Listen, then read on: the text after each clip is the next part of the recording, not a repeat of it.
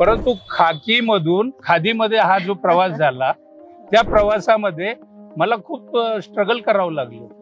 20 acre एने जमीन विकली आणि मी लढलो। म्हणजे आमच्या संघर्षाला, आमच्या त्यागाला हे जर किंमतच देणार नसतील तर कसं? माझ्या मुलींना इंग्लिश मीडियम स्कूल मधून काढून कॉर्पोरेशन मध्ये घालवलं। इतका खडतर प्रवास,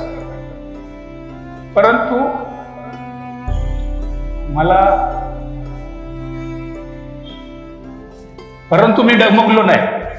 आमच्या तालुक्यातले नेते यांच्याच चादरी उचलण्यामध्ये धन्यता मानतात, त्यामुळे मी संघर्ष करतो। निधी कोणी पण आणला तर हे फक्त बोर्ड लावतात, उद्घाटन करायचं काम करतात। मला जे मिळालं नाही ते लोकांना मिळालं पाहिजे या दृष्टीने मी काम करतोय। आमच्या वाटेचं पाणी फलटण बारामतीला जाते। एक तर हे मूकनायक आहेत, त्यांना पदवी दिली आहे इथल्या लोकांनी जननायक, परंतु ते मूकनायक आहेत।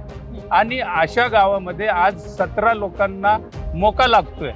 17 तरुणांना जर मोका लागत असेल तर ही कुठल्या दिशेने वाटचाल चालली या मतदारसंघाची? मला असं वाटतंय की यांना जर आता चौथ्यांदा निवडून दिलं तर या वाई विधानसभेचा बिहार झाल्याशिवाय राहणार नाही अशी परिस्थिती या ठिकाणी।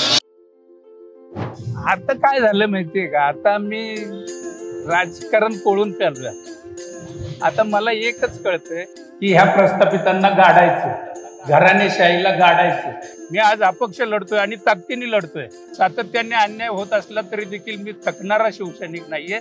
मी यांना धूळ चारणार म्हणजे चारणार। मी 20 वर्ष पोलीस खात्यात सर्व्हिस केली। अच्छा। आणि पोलीस खात्यातून बाहेर पडल्यावर मी समाजकारणाच्या माध्यमातून राजकारणात आलो आहे।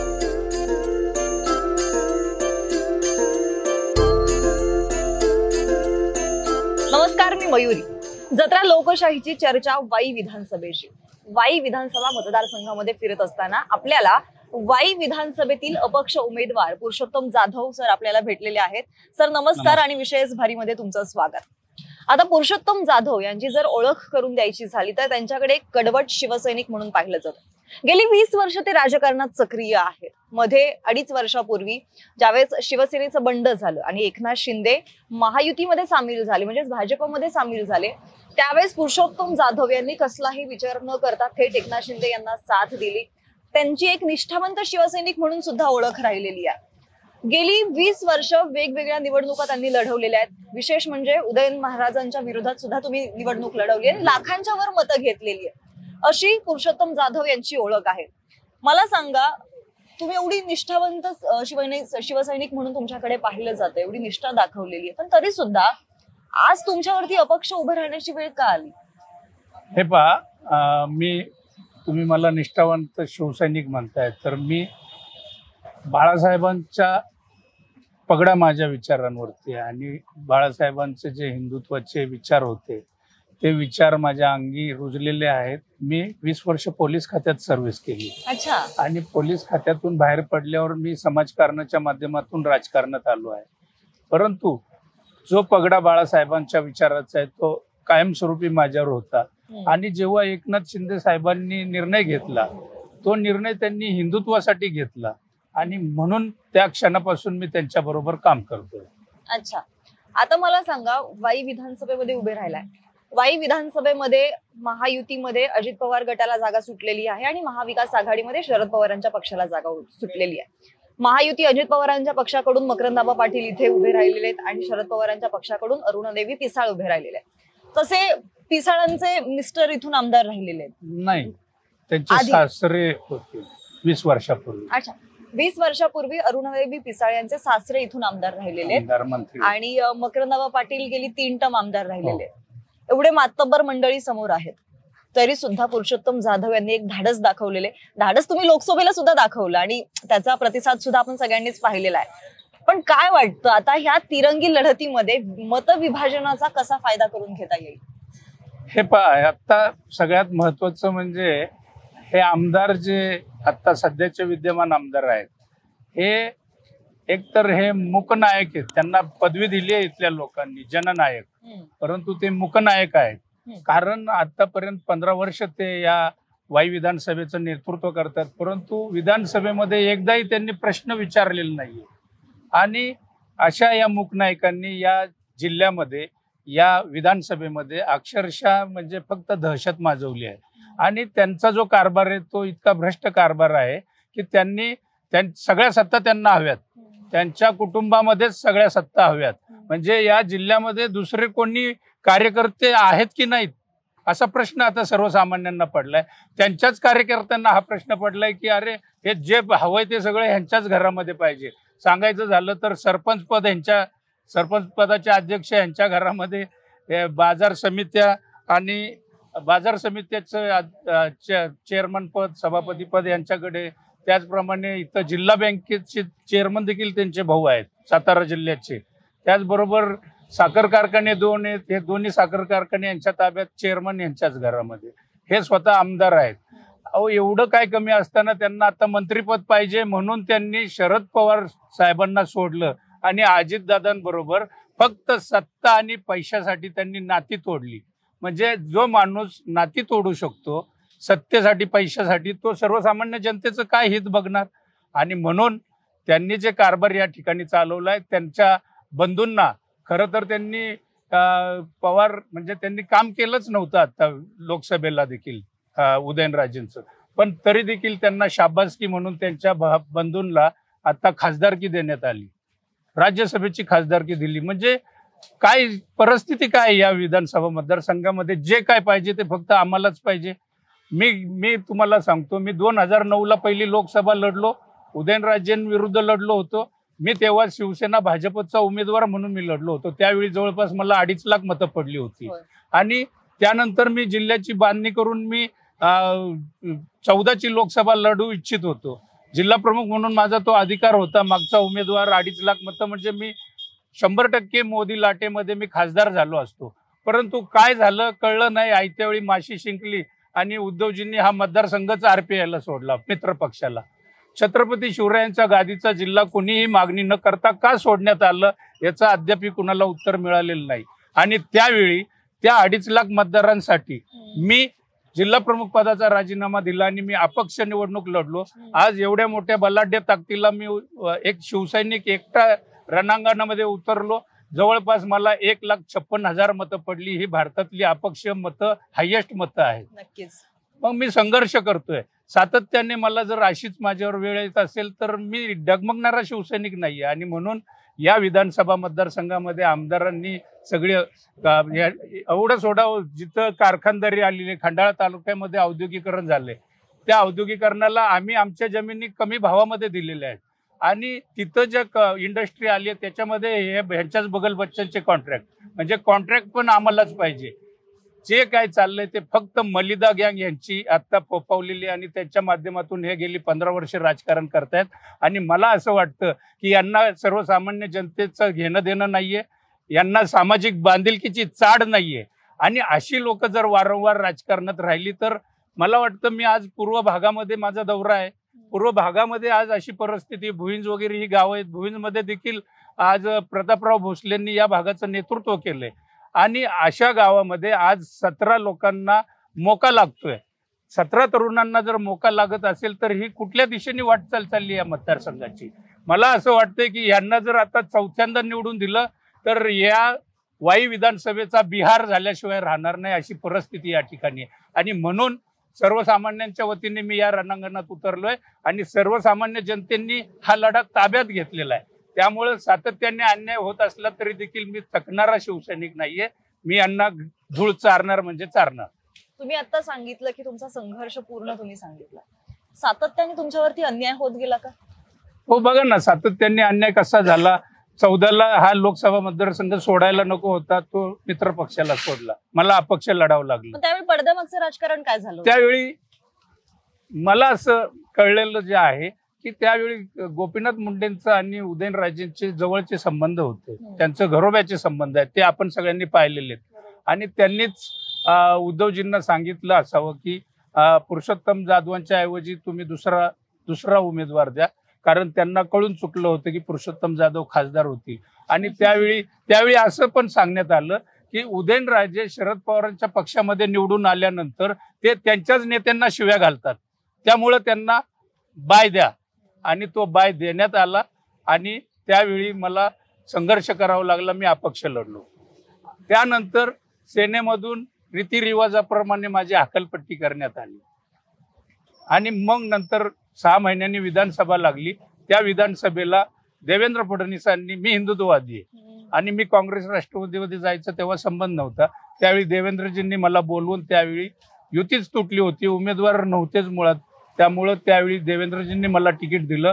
मी या वाई विधानसभेमध्ये कमळ घरोघरी पोहोचवलं. ते करत असताना आजपर्यंत मी अँटी करप्शन ब्युरोमध्ये काम केलंय. मी भ्रष्टाचारी अधिकाऱ्यांना स्वतः फिर्यादी मिळून मी ट्रॅप केलेला आहे. त्यामुळं मी आयुष्यामध्ये ठरवलंय की स्वतः भ्रष्टाचार करायचा नाही, समोरच्याला करून द्यायचा नाही. आणि म्हणून कदाचित माझ्याबद्दलचं मत यांचं असं झालं असेल की ह्यांना आपण जर बसवलं तर हे भ्रष्टाचार करून देणार नाहीत. त्यामुळे मला माहिती नाही, परंतु सातत्याने डावलण्यात येते. एक पोलीस अधिकारी म्हणून ज्यावेळेस तुम्ही राजकारणात आलात, हा प्रवास अवघड होता, सोपा होता, काय काय अडथळे आले? कारण आपल्या समोर तुकाराम मुंडेंसारखं उदाहरण लगेच डोळ्यासमोर येतं. म्हणजे तुम्ही ज्यावेळेस बोलत होता त्यावेळेस मला तुकाराम मुंडे 2 मिनिटांसाठी आठवले. त्यांना सुद्धा खूप साऱ्या अडचणींचा सामना करावा लागला. आपण पेपरमध्ये वाचतो, बातम्या पाहतो. तुम्हाला असं काही वाटतंय? हे पहा, मी अँटी करप्शन ब्युरोमध्ये असताना लाचलुचपत प्रतिबंधक विभागाचं काम प्रामाणिकपणे करतो म्हणून मला खूप त्रास झाला.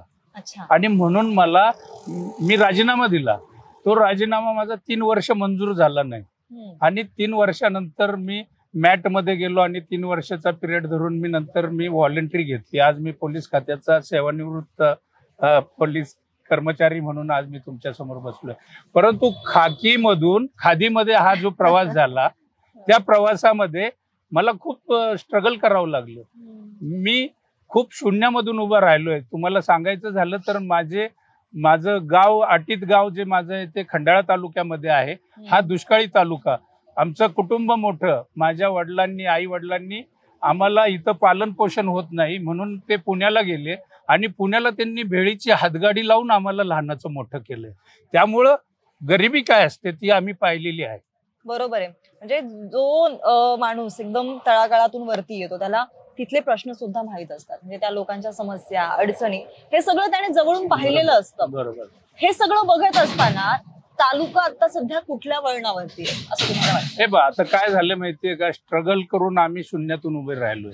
मी आज जे राजकारण, समाजकारण करतोय, हे समाजकारण मी माझ्या स्वकष्टाच्या आर्थिक मी जी प्रगती केली त्याच्यामधून करतोय. तुम्हाला सांगायचं झालं तर मी जेव्हा 14ला लोकसभा लढलो, लगेचच मी विधानसभा लढलो भाजपची, त्यावेळी मी माझी वडिलोपार्जित 20 एकर एने जमीन विकली आणि मी लढलो. म्हणजे आमच्या संघर्षाला, आमच्या त्यागाला हे जर किंमतच देणार नसतील तर कसं? आज महाराष्ट्रातील तमाम सर्वसामान्य शेतकऱ्यांच्या मुलांना असं वाटतंय की राजकारणात यायचं की नाही. तुम्ही म्हणता नवीन चांगल्या लोकांनी राजकारणात आलं पाहिजे, पण जर अशा लोकांना जर डावलण्यात येत असेल तर मग करायचं काय? म्हणजे हा लढा आम्हाला एकाकी लढावा लागतोय. आणि आज वाई विधानसभेमधील सर्वसामान्य जनतेला हा लढा माहिती झालाय. त्यामुळं मला असं वाटतं की हा मतदारसंघ यावेळी 100% बदल करणार आहे. आणि त्यामध्ये हे जे मकरंद पाटील आहेत, हे बिनकामाचे जननायक पदवी लावून फिरणारे मूकनायक, हे 100% यांना हीच जनता घरी बसवेल असं मला वाटतंय. विकासाच्या बाबतीत तुम्ही जर मला विचारलं तर आज तुम्हाला मी सांगतो, मी जर माझाच तालुका पाहिला, खंडाळा तालुका, तर आज खंडाळा तालुक्याला गेली 75 वर्ष स्वतःचा लोकप्रतिनिधी मिळू शकला नाही. बरोबर. त्यामुळं तिथल्या व्यथा त्या तशाच आहेत आणि यांना कुणालाही व्यथा सोडवण्यामध्ये इंटरेस्ट नाही. त्यांना फक्त तिथल्या मतांचा वापर करायचा आहे, तिथल्या लोकांचा फक्त त्यांना दबाव टाकायचा, त्यांना पैसे द्यायचे, त्यांना बाकीची वळणं लावायची आणि अशा पद्धतीने त्यांना फक्त मतदारांचा वापर करून घ्यायचा आहे. मी तुम्हाला सांगतो की आज आमच्याकडं औद्योगिकरण झालंय. त्या औद्योगिकरणामधल्या तिथल्या युवकांना रोजगार मिळत नाहीये, वाई तालुक्यातल्या युवकांना रोजगार नाही. मग ही बाहेरचीच मंडळी या ठिकाणी येऊन यांच्या आधिपत्याखाली काम करतात. आज पुनर्वसनाच्या नावाखाली आमच्या तालुक्यातल्या जमिनी ॲक्वायर करण्यात आल्या आणि पुनर्वसन त्या ठिकाणी करण्यात आलं. परंतु त्यावेळी पुनर्वसन करताना तुम्ही स्वप्न दाखवलं की तुम्हाला आम्ही पाणी देणार, तुमची जमीन हरित क्रांती करणार, आणि हे सगळं फक्त स्वप्न कागदावर आहे. आजही तिथल्या 3 उपसा सिंचन योजना आहेत की ज्याला 1 रुपया निधी टाकत नाहीत. आणि हजारो एकर जमीन ओलिताखाली आली तर नक्कीच तिथल्या लोकांची श्रीमंती वाढणार आहे, परंतु त्यांना ती श्रीमंती नकोय. आमच्या वाटेचं पाणी फलटण बारामतीला जाते. काल जे खासदार मागच्या टर्ममध्ये निवडून आले निंबाळकर साहेब रणजित, त्यांनी 4,000 कोटी रुपये आणले, पण ते 4,000 कोटीतले आमच्या या उपसा सिंचनासाठी त्यांनी काहीच निधी टाकला नाही. म्हणजे ज्या भागाचं नेतृत्व सक्षम तिकडेच फक्त विकास होतोय. आणि म्हणून खंडाळा तालुक्यातले प्रश्न प्रलंबित आहेत. मांढरदेवीचा जो रोड आहे, लाखो भाविक त्या ठिकाणी जातात, परंतु त्या बाजूनी जर रोड झाला तर 60 किलोमीटरचं अंतर वाचणार आहे, परंतु त्या रस्त्याला निधी टाकत नाहीत. सगळे मुख्यमंत्री नायगावला येतात सावित्री देवींच्या गावी आणि तिथं जाहीरपणे सांगतात आम्ही निधी टाकू, रस्ता बनवू, निधी पडत नाहीये. असे असंख्य प्रश्न आहेत, पाणी प्रश्न आहेत. आणि मग जर ते सोडवणारच नसतील तर करायचं काय? आमच्या तालुक्यातले नेते यांच्याच चादरी उचलण्यामध्ये धन्यता मानतात. त्यामुळं मी संघर्ष करतोय. मी ही सर्वसामान्यांची लढाई जोपर्यंत ह्यांना धूळ चारत नाही तोपर्यंत मी लढत राहणार आहे. आणि परमेश्वर मला ते तेवढं बळ देतोय. त्यामुळं वाईमध्ये जर आलो तर वाईमध्ये आज तुम्हाला सांगतो, या पूर्व भागामधील 37 गावं अशी आहेत की जी पाण्यापासून वंचित आहेत. ते आंदोलनं करतायत, परंतु त्यांचा विचार होत नाही. कवठे केंजळ योजनेमध्ये पाईपलाईनमध्ये करोडो रुपये गाडून ठेवलेत, परंतु ती योजना पूर्णत्वास जात नाहीये. आज पश्चिम भागामध्ये धरण आहे, परंतु त्या धरणाचं जे जललक्ष्मी म्हणून एक प्रकल्प आहे त्याच्यात पण करोडो रुपये गाडले गेलेत, परंतु 5 कोटीसाठी ती योजना कार्यान्वित होत नाहीये. पोटपाटाची कामं केली जात नाहीयेत. आज पर्यटनाच्या दृष्टीने वाई तालुका देखील सक्षम होऊ शकतो. धरणाच्या दोन्ही बाजूला अनेक रिसॉर्ट झालेत, परंतु त्यांच्यावरती सातत्याने कारवाई करण्यात येते. पर्यटनाला चालना देण्याचं काम हे आमदार कधी करतच नाहीयेत. आज महाबळेश्वर तालुक्याची परिस्थिती पाहिली तर तुम्ही शनिवार रविवार सुट्टीच्या दिवशी तुम्ही महाबळेश्वरला जा, थंड हवेच्या ठिकाणी जाऊन थंड होण्याऐवजी त्या ट्रॅफिकमध्ये अडकून तुमचा गरम व्हाल तुम्ही. म्हणजे अशी परिस्थिती या आमदारांनी करून ठेवली. निधी कोणी पण आणला तर हे फक्त बोर्ड लावतात, उद्घाटन करायचं काम करतात. त्यांना दुसऱ्यांचं श्रेय लाटण्याचा स्वभाव आहे. आणि म्हणून असा आमदार काय कामाचा? ज्याला सर्वसामान्यांच्या व्यथाच कळत नसतील तर करायचं काय? आणि म्हणून मला असं वाटतं की आत्ताची ही परिस्थिती आहे. मी शरद पवार, मी जेव्हा युतीमध्ये माझा मार्ग बंद झाला की मला दिसलं की आता 6 महिन्यांनी विधानसभा होणार आहे, परंतु अजितदादा गट आमच्याकडे आलाय. हे विद्यमान शरद पवार जेव्हा इकडं साताऱ्याला आले यशवंतराव चव्हाणांच्या समाधीस्थळी, तेव्हा ते गाडीत बसले शिरवळ आणि त्यांच्याबरोबर तिथं गेले. असं दाखवलं की मी तुमच्या बरोबर. पुन्हा आले आणि पुन्हा अजितदादा बरोबर गेले. ह्यांना कुठलीही महत्वाकांक्षा नाही. यांना कुठलं फक्त एकच आहे की पैसे कसे खाता येतील. आणि म्हणून मला असं वाटतं की कालच्या या निवडणुकीच्या माध्यमातून जेव्हा माझा रस्ता बंद झाला त्यावेळी मी माझे एकनाथ शिंदे साहेब माझे मुख्यमंत्री आहेत, त्यांनी बराच निधी या जिल्ह्यामध्ये दिला. आज ते महाबळेश्वर तालुक्यामध्ये त्यांचं गाव आहे, कधीही झाला नसता इतका विकास त्या भागाचा त्यांनी केला. मग माझं ते मतच आहे, ज्या भागाचा नेता सक्षम तिकडचा विकास होतो. परंतु याच विधानसभेत याच सातारा जिल्ह्यात खंडाळ्याचा विकास होत नाही, कारण तिथला लोकप्रतिनिधी सक्षमपणे निवडून दिलेलं नाही. आता मी अपील करतोय, 20 वर्ष मी संघर्ष करतोय, अगदी बलाढ्य ताकदीला मी सामोरा गेलोय.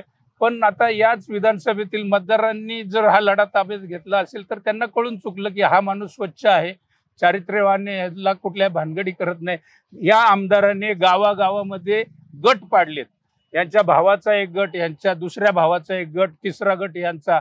आणि काही झालं तर गट पाडायचं आणि गटागटाचं राजकारण करायचं. भावकीमध्ये गट पाडलेत. म्हणजे विचित्र पद्धतीने कारभार चालू आहे आणि याच कारभाराला इथली जनता विटली आहे. त्यामुळे 100% ते माझी किटली आता हातात घेतील आणि मला विधानसभेत पाठवतील याची मला खात्री आहे. मला सांगा, एक सर्वसामान्य माणूस म्हणून ज्यावेळेस आपण निवडणुकांसाठी उभे राहतो तो प्रवास किती खडतर असतो. कारण आपण पाहिलंय जागोजागी घराणेशाही बघायला मिळते. प्रत्येक ठिकाणी घराणेशाहीमध्येच उमेदवारी दिली जाते. ज्यावेळेस एखादा बाहेरचा माणूस उमेदवारी मागतो त्यावेळेस त्यासाठी ती प्रोसेस कशी असते? हे पहा, मी जेव्हा 2007 साली मी या वाई विधानसभेमध्ये मी कामाला सुरुवात केली. मी पुरुषोत्तम जाधव जनकल्याण प्रतिष्ठानच्या माध्यमातून इथं प्रचंड काम केलं. वेगवेगळ्या पद्धतीने, अगदीच उदाहरण म्हटलं तर वाई तालुक्यामध्ये संपूर्ण मोतीबिंदूयुक्त वाई तालुका करायचा म्हणून मी मोफत शिबिरं घेतली, मोफत ऑपरेशन्स केली, मोफत चष्मे वाटप केले. 400-450 त्या काळामध्ये मी मोतीबिंदूंची शस्त्रक्रिया केल्या. तरुणांसाठी विविध, मला वाटतं पोलीस दलामध्ये भरती होण्यासाठी तरुण धावत असतात. मी मोफत भरतीपूर्व प्रशिक्षण घेतली की जे आज ते पोलीस झालेले आहेत, काही अधिकारी झालेत. कारण मला जे मिळालं नाही ते लोकांना मिळालं पाहिजे, या दृष्टीने मी काम करतोय. शैक्षणिक याच्यामध्ये आज आमचे 15 वर्ष हे आमदार आहेत. खंडाळा, वाई, महाबळेश्वर हे महाराष्ट्राच्या नकाशावर शैक्षणिक दृष्ट्या पिछाडीवर आहेत. म्हणजे यांनी कुठली संस्था उभी केली नाही, कुठेही कुठला उद्योगधंदे आणलेले नाहीत. जे उद्योगधंदे आहेत त्याच्यातून फक्त पैसे कसे येतील एवढंच त्यांनी पाहिलेलं आहे. तुमचा प्रश्न काय होता? माझा प्रश्न असा होता की सर्वसामान्य घरातील एक हा. माणूस, व्यक्ती ज्यावेळेस राजकारणात येतो, उमेदवारी मागतो, ती प्रोसेस हा. त्याच्यासाठी कशी तर असते? आता बघा, मी जेव्हा राजकारणामध्ये आलो 2009 साली मी राजकारणात आलो. समाजकारण 2 वर्ष केलं आणि तो माझा झंझावात पाहून त्यावेळी उदयनराजे NCP मध्ये गेले आणि खरं तर आम्ही अपक्ष लढायचं ठरवलं होतं सगळ्यांनी. तुम्ही लोकसभा लढा, आम्ही विधानसभा लढतो. पण म्हणजे कोणी? मी इकडून वाईमधून लढणार होतो तेव्हा. अच्छा. 9ला. अच्छा. आणि ते अपक्ष लढा, त्यांनी ते मोठं यात्रा वगैरे काढल्या होत्या. मी त्यांच्या बरोबर होतो. आणि त्यावेळी त्यांनी शरद पवार ते म्हणायचे, हा वाघ म्हटला, हे बारामतीच्या शेळ्या मेंढ्या इकडे आल्या तर खाऊन टाकील. म्हणजे त्यांनी खूप वातावरण निर्माण केलं होतं. परंतु त्यांनीच त्यांच्याकडे गेले आणि त्यांनी तिकीट घेतलं आणि ते लोकसभेचे उमेदवार झाले. आणि त्यावेळी मला आपल्या इथल्या शिवसैनिकांनी उद्धव ठाकरे बाळासाहेबांकडे नेलं आणि त्यांनी मला असं विचारलं की ठीक आहे, तुम्ही शिवसेनेमध्ये या आणि तुम्ही लोकसभा लढणार का? आणि फक्त 21 दिवस माझ्याकडे होते. त्या 21 दिवसामध्ये मी कट्टर शिवसैनिक म्हणून मी हो म्हटलं. बाळासाहेब जर मला तिकीट देत असतील तर मी का नाकारायचं? आणि मी त्या रणांगणात उतरलो आणि 21 दिवसामध्ये मी उदयनराजेंच्या विरुद्ध लढून 2.5 लाख जवळपास मतं घेतली.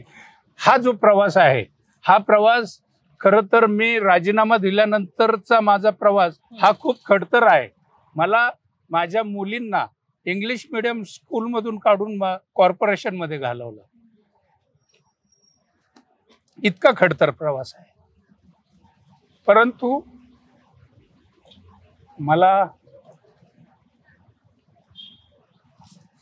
मी डगमगलो नाही. त्याच्यावर मी मात करून बाहेर पडलो आणि व्यवसायातून मी मोठा झालो. व्यवसायातून प्रगती केली आणि मी या जिल्ह्यामध्ये गेली 20 वर्ष काम करतोय. आजपर्यंत मी कुणाच्या नव्या पैशाला हात लावला नाही. राजकारणामध्ये पैशाशिवाय काहीच होत नाही. परंतु समाजकारण करत असताना, गोरगरिबांची कामं करत असताना मला जाणवलं की याला जर सत्तेची जोड दिली तर मी जास्त काम करू शकेल. म्हणून मी राजकारणात आलो. माझा पिंड राजकारणी नाहीच आहे. त्यामुळे कदाचित मला माझ्यावर अन्याय होत असेल असं मला वाटतं. नक्कीच. म्हणजे ज्यावेळेस तुम्ही तुमच्या मुलींबद्दल बोलत होता त्यावेळेस तुमच्या डोळ्यातले अश्रू आम्ही पाहिले आणि एका पॉइंटला ते रिलेट झालं. मला सांगा, आता तुम्ही राजकारणात आलात, 20 वर्ष सक्रिय राहिलात, वाईतून तुम्ही उमेदवारी घेतली, अपक्ष तुम्ही लढताय, काय विजन आहे तुमचं आता? आता काय झालं माहितीये का, आता मी राजकारण पळून पेलोय. आता मला एकच कळतंय की ह्या प्रस्थापितांना गाडायचं, घराणेशाहीला गाडायचं आणि त्या दृष्टीने मी काम करतोय. म्हणून मी वर्षावरती गेलो आणि मी राजीनामा दिला माझ्या जिल्हा प्रमुख पदाचा. होय. राजीनामा दिला का दिला तर महायुतीमध्ये माझ्या मुख्य नेत्यांना, माझ्या मुख्यमंत्र्यांना कोणी बोट दाखवू नये.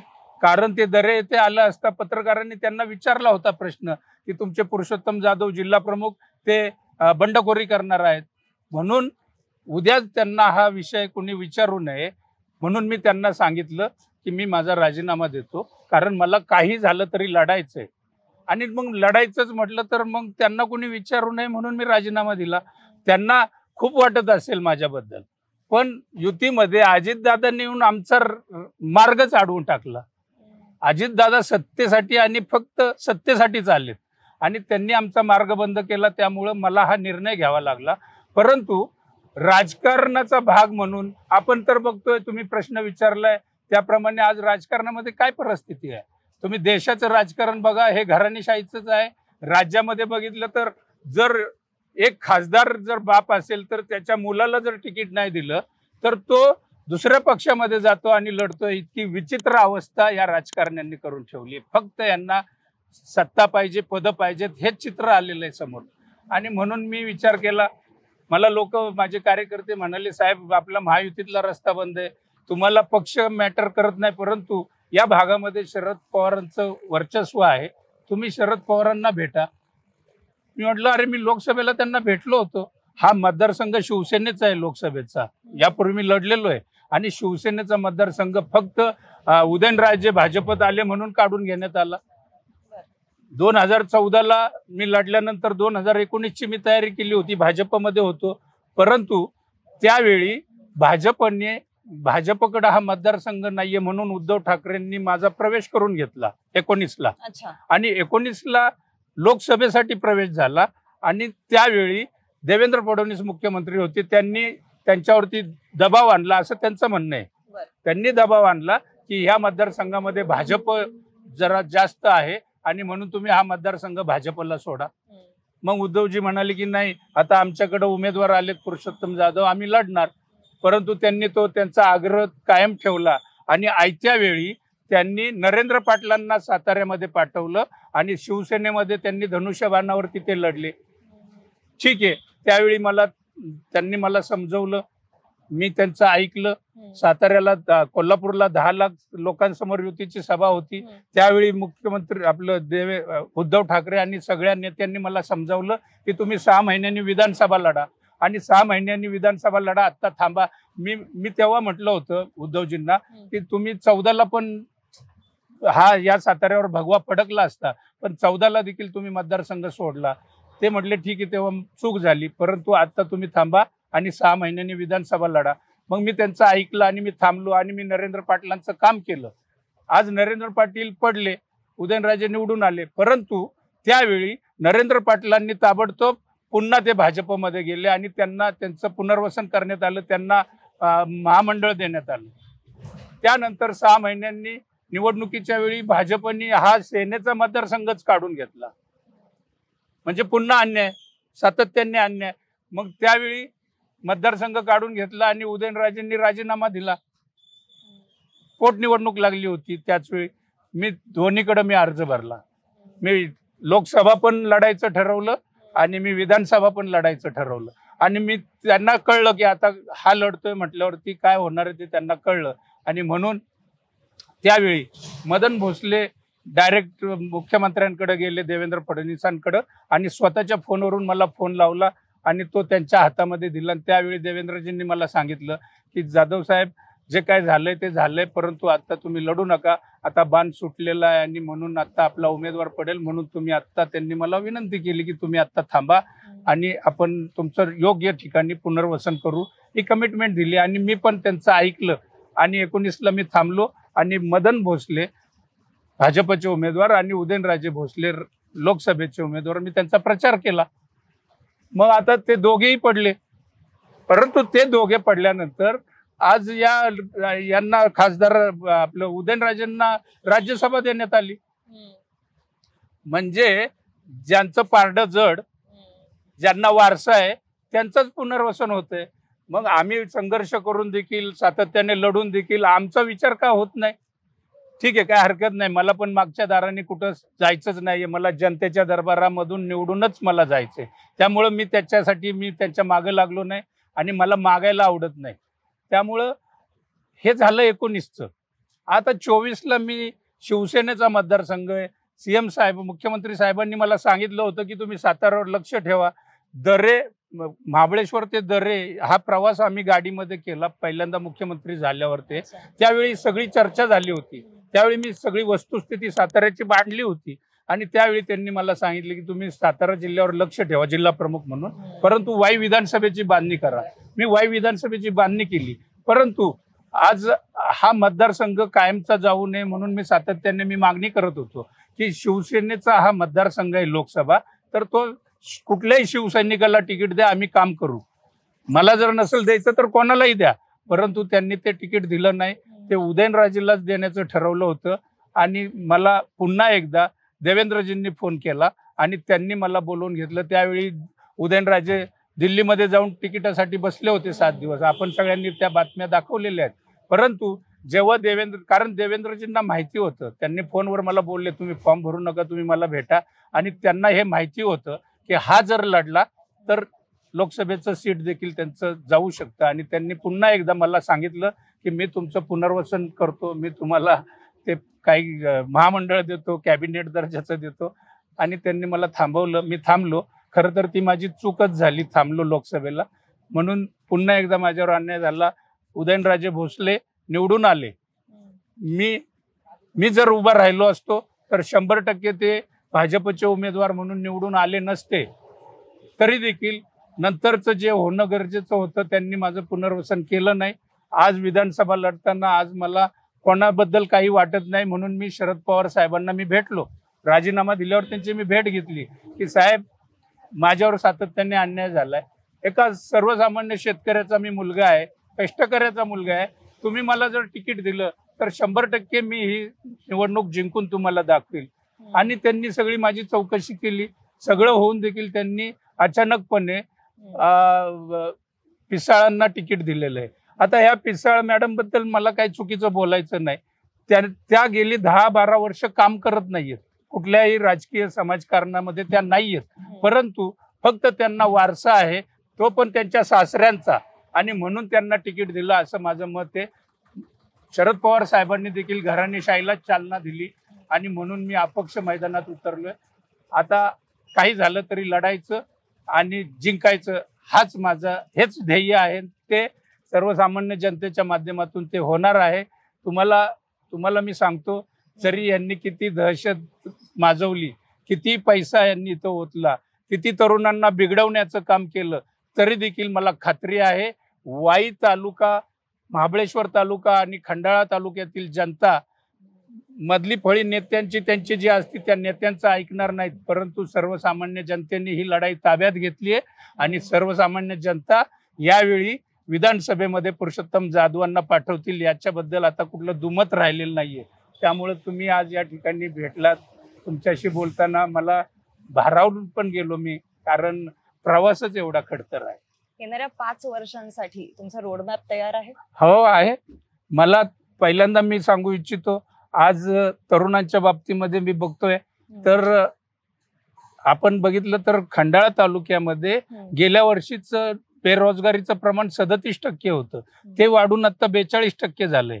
आज वाईमध्ये जर आलं तर वाईचं पण आजचं प्रमाण 40% आहे. कारण या आमदारांनी इथं कुठले उद्योगधंदे आणलेच नाहीत, कुठल्या संस्था आणल्या नाहीत, ज्या आहेत त्या ताब्यात घेतल्या, परंतु स्वतःचं कर्तृत्व शून्य. आमदार गेली 15 वर्ष आमच्यावरती इथं आहे. आणि म्हणून मला असं वाटतं की मला तरुणांसाठी काम करायचं असेल, सुशिक्षित रोजगारांसाठी काम करायचं असेल तर मला पहिल्यांदा, आज तुम्ही पाहिलं तर पुण्यानंतर कोल्हापूर सांगलीचा विकास झालाय, परंतु साताऱ्याचा विकास जो पाहिजे तो झालेला नाहीये. हे इथल्या लोकप्रतिनिधींची निष्क्रियता आहे. खरं तर या जिल्ह्यामध्ये IT का येऊ शकलं नाही? जर आज खंडाळा 1 तासाच्या अंतरावरती आहे पुण्यापासून, हिंजवडीमध्ये एवढं आजच मला वाटतं 30-40 कंपन्या गुजरातला जाणार आहे असं म्हणतात. का तर तिथं कोंडी होती, वाहतूक कोंडी. परंतु आज हा एक्सप्रेस हायवे आमचा हा जो आहे, या हायवेनी जर सगळ्यांना जाता येतंय तर मला असं वाटतं की खंडाळ्यामध्ये IT आणली गेली पाहिजे. आम्ही भूमिपुत्र त्याच्यासाठी आम्ही त्याग करायला तयार आहोत, आम्ही जागा द्यायला तयार आहोत. आणि मी तुम्हाला सांगतो की नक्कीच IT कंपन्या वगैरे फ्युचरमध्ये या भागात येतील. पर्यटनाच्या दृष्टीने काही रोड मॅप आहेत, त्या दृष्टीने आम्ही काम करू. त्यामुळे मला असं वाटतं की व्हिजन असलेला नेता जर निवडून दिला तर 100% तरुणांच्या हाताला रोजगार मिळेल, गोरगरीब शेतकऱ्यांना न्याय मिळेल. मी तुम्हाला सांगतो, मी राष्ट्रीय खेळाडू आहे. मी खिलाडी वृत्तीने बघतो, खिलाडू वृत्तीने मी काम करतो. हार जीत ही असते. मी 4 वेळा लढलो, 2 लोकसभा 2 विधानसभा मी हरलो, परंतु मी ते खिलाडूपणे स्वीकारलेलं आहे. त्यामुळं उद्या काय होईल त्यापेक्षा मी ठरवलंय की मला आता जिंकायचंच आहे. परंतु हे करत असताना जो काही त्रास ह्या पिरियडमध्ये झाला त्याचं मला कधीच काय वाटलं नाही. आज भक्कम मला शिवसैनिकांची साथ आहे. आज या तालुक्यामध्ये भाजपची जी मंडळी आहेत, शिवसेनेची जी मंडळी आहेत, आम्ही गेली 20 वर्ष या आमदाराच्या विरुद्ध संघर्ष केलाय. हा आत्ता आमच्यामध्ये येऊन बसला सत्तेसाठी आणि म्हणून मग आम्ही आमची मतं बदलायची का? वरून लादलेली युती, वरून अजितदादा पवार येऊन बसले म्हणून आम्ही ते आमची मतं सोडून ज्यांच्या विरुद्ध संघर्ष केला त्यांना मतदान करायचं का? ह्या मतदारसंघातील सर्व हिंदुत्ववादी लोक कन्फ्यूज अवस्थेत आहेत, परंतु त्यांना आज तिसरा पर्याय म्हणून ते माझ्याकडे बघतायत. त्यामुळे त्यांच्यासाठी मी पर्याय दिलेला आहे. मी आज अपक्ष लढतोय आणि ताकदीने लढतोय आणि त्यामुळं आज मी जेव्हा मतदारसंघात फिरतो तेव्हा मला गोरगरीब अगदी वाडी वस्तीवरती कुठल्याही वस्तीवर गेलो तर तिथली लोक माझ्याशी बोलतात आणि ते आम्हाला सांगतात की साहेब काही काळजी करू नका, आम्ही किटलीचंच चिन्ह दाबणार, तुम्हालाच विधानसभेमध्ये पाठवणार आहे. हे माझ्यासाठी त्यांच्याकडून येणाऱ्या भावना देखील माझ्यासाठी खूप महत्वाच्या आहे. नक्कीच पुरुषोत्तमजी, तुम्ही एवढा वेळ दिला, तुमचा प्रचार चालू आहे आणि प्रचारामध्ये तुम्ही आमच्यासाठी हा वेळ जो दिलाय, खरंच खूप धन्यवाद आणि पुढील वाटचालीसाठी खूप खूप शुभेच्छा. हे वा, मी पण तुमचा आभारी आहे की तुम्ही एका चांगल्या चॅनलसाठी तुम्ही काम करता आणि माझ्या भावना मी व्यक्तच केल्या नाही तर ते पोचणार नाहीत आणि म्हणून मी आज या ठिकाणी सविस्तरपणे तुमच्याशी बोललो. आणि मी पुन्हा एकदा सातारा जिल्ह्यासाठी तर मी काम केलेलंच आहे. साताऱ्यातून लोक येऊन या ठिकाणी मला मदत करतायत त्यांचे मतदारसंघ सोडून. म्हणजे असं कुठल्याच मतदारसंघात तुम्हाला पाहायला मिळणार नाही. साताऱ्यातून विविध विधानसभा मतदारसंघातले कार्यकर्ते आज या ठिकाणी येऊन काम करतायत. मी वाई विधानसभेतील सर्व नागरिक बंधू भगिनींना, माझ्या तरुण मित्रांना मी विनंती करेन की 20 तारखेला तुम्ही किटलीच्या समोरचं बटन दाबा आणि सर्वसामान्यांचं नेतृत्व करण्यासाठी मला विधानसभेमध्ये पाठवा. हीच आपणा सर्वांना विनंती करतो आणि थांबतो. जय हिंद, जय महाराष्ट्र.